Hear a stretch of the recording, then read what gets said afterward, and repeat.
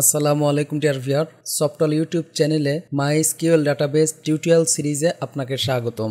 এই ভিডিওতে আমরা SQL কমান্ডে লজিক্যাল অপারেটরের ব্যবহার দেখব।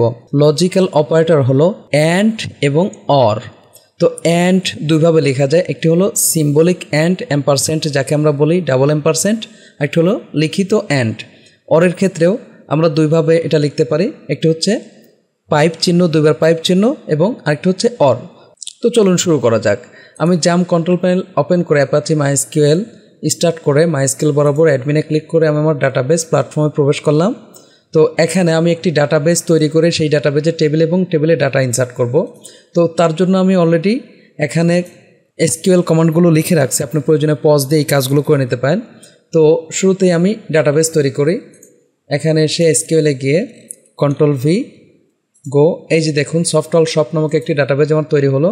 তো সফটওয়্যার শপে ক্লিক করে SQL ক্লিক করে এখন আমি টেবিল তৈরি করব। তার জন্য জাস্ট এই যে এইটাকে আমি কপি করছি, Ctrl+C, এখানে এসে Ctrl+V বলে গো দিলাম। এই যে দেখুন প্রোডাক্টস নামক একটি টেবিল আমার তৈরি হলো। এখন উক্ত টেবিলে আমি কিছু ডাটা ইনসার্ট করব। তার জন্য এটাকে আমি কপি করে Ctrl+C, জাস্ট SQL ক্লিক করে এখানে আমি বললাম Ctrl+V গো। তো এই ক্ষেত্রে আমার এই টেবিলে বেশ কিছু ডাটা প্রবেশ করলো। তো এখন এই জায়গায় আমি লজিক্যাল অ্যান্ড এবং অর অপারেটর ব্যবহার করব। শুরুতেই আমরা অ্যান্ড অপারেটর দেখি।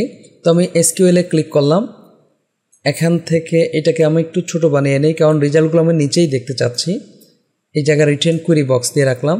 খেয়াল করুন, আমি এখানে গো দেই, এই যে দেখুন আমার ডাটাগুলো আসছে। তো অ্যান্ড অপারেটরের কাজ হলো সে রেকর্ড বরাবর ম্যাচ করে থাকে, আর অর অপারেটরের কাজ হলো সে কলাম বরাবর, রেকর্ড বরাবর সব জায়গায় ম্যাচ করে থাকে। তো আমরা শুরুতেই অ্যান্ড অপারেটর দেখি। খেয়াল করুন, আমি এখানে এসে আমি এই মুহূর্তে যেটা চাচ্ছি যে যার নাম ব্রেড এবং যার প্রাইস 50 সেটাই দেখা। খেয়াল করুন এখানে 50 কিন্তু তিনটা আছে, 50 যে মিল্ক আছে, একটা কি আছে টি, টমেটো ক্যাচআপ আছে। তো আমি চাচ্ছি যে যার নাম ব্রেড এবং যার প্রাইস 50 সেটাই দেখাবে। তো এখানে এসে আমরা বলবো, আমি একটু বড় বানিয়ে নিলাম, সিলেক্ট অল ফ্রম প্রোডাক্ট। এরপর আমরা ওয়্যার ক্লজ ইউজ করব। ওয়্যার আমরা বলবো নেম, যেহেতু নাম আমরা বলছি তাহলে যার নাম ব্রেড, নেম ইকুয়াল আমি এখানে কি বললাম ব্রেড। তো এক্ষেত্রে এই যে খেয়াল করুন এটার সাথে ম্যাচিং হতে হবে। তো আমি এখানে ক্যাপিটাল বি দিলাম, ব্রেড। এরপর আমরা লিখব অ্যান্ড, এটা আমরা স্মল ক্যাপিটাল দুইভাবেই লিখতে পারি। এরপর আমরা বলবো প্রাইস ইকুয়াল, এখানে সিঙ্গেল কোটেশন দিলেও হবে না দিলেও হবে, আমি 50 দিলাম, জাস্ট গো দেই। খেয়াল করুন এখানে কি বলছে প্রোডাক্ট ডাজেন্ট এক্সিস্ট, তার মানে এখানে প্রোডাক্টস হবে, ওকে গো দিলাম। খেয়াল করুন এই যে দেখুন ব্রেড এবং ব্রেড আসছে, আর এই দুইটাকে মার্কিং করে রাখছে কারণ এই দুইটার উপর আমরা ফিল্টার করেছি, ওকে।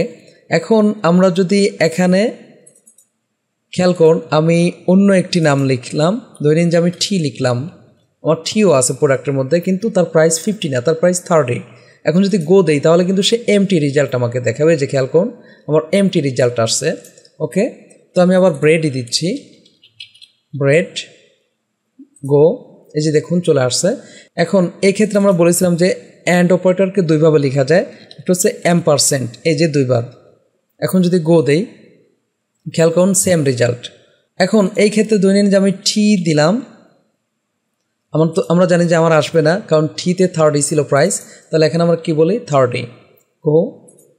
তাহলে অ্যান্ড অপারেটরের কাজ হচ্ছে আমার এই পাশেও ট্রু হতে হবে, এই পাশেও ট্রু হতে হবে, দুইটাই ট্রু হলে সে কাজ করবে, অন্যথায় সে কাজ করবে না। কোনো একটা যদি ফলস হয় তাহলে সে কাজ করবে না। খেয়াল করুন এখানে 50 দেওয়ার অর্থ হচ্ছে যে নেম টি ঠিক আছে কিন্তু তার প্রাইস 50 না, সুতরাং এটা ফলস হয়েছে, এটা আমাদের কিন্তু রেজাল্ট দেখাবে না, এই যে দেখুন।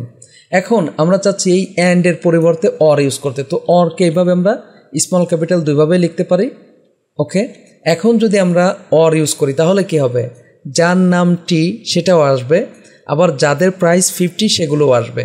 তো আমি এইটাকে একটু কপি করে রেখে Ctrl+X গো দিলাম। খেয়াল করুন এখানে কী কী আছে, এই যে প্রাইস আছে 50, বাসমতি রাইস, এই জায়গায় কি আছে ব্রেড, সেই সাথে মিল্ক আছে 50, টি আছে একটি 30। তো আমরা যদি এখন এখানে Ctrl+V দেই, আমি কপি করে রাখছিলাম, তো তাহলে আমার টিও আসবে 50ও আসবে। কারণ কি, আমরা জানি অর অপারেটর সে কলাম বরাবর রো বরাবর সব দিকেই কাজ করে থাকে। ওকে, তো মূলত সে কলাম বরাবর এই কাজগুলো করে থাকে। তাহলে যেই কলামে সে ম্যাচ করবে সেই কলামটা অবশ্যই আসবে, যেই কলামে ম্যাচ করবে এটা আসবে, এখানে ম্যাচ করলে এটা আসবে। ওকে, আমি এখন গো দিচ্ছি, গো। এই যে দেখুন কি হয়েছে, ব্রেড আসছে, মিল্ক আসছে, টমেটো ক্যাচাপ, টি আসছে। কারণ কি, এই যে টির সাথে ম্যাচ করেছে, আবার সেই সাথে প্রাইস এইদিকে 50 ম্যাচ করছে, কিন্তু টির প্রাইস কিন্তু এখানে 30। তো যেহেতু অর আছে, অরের কাজ হচ্ছে যে এই দুইটার যে কোনো একটা ট্রু হলেই আউটপুট আসবে, অর্থাৎ যার সাথে ম্যাচ করবে সেটাই আমাদের আউটপুটে চলে আসবে। তো এই অরকে আমরা শুনেছি যে দুইভাবে লেখা যায়, একটা হচ্ছে পাইপ চিহ্ন, এই যে এইভাবে, অর্থাৎ এন্টারের পাশে কোলন শিফট ধরে কোলন প্রেস করলে যেটা আসে সেটাকে আমরা পাইপ চিহ্ন বলছি। এখন যদি গো দেই তাহলে সেম রেজাল্ট আমার থাকবে, এই যে খেয়াল করুন।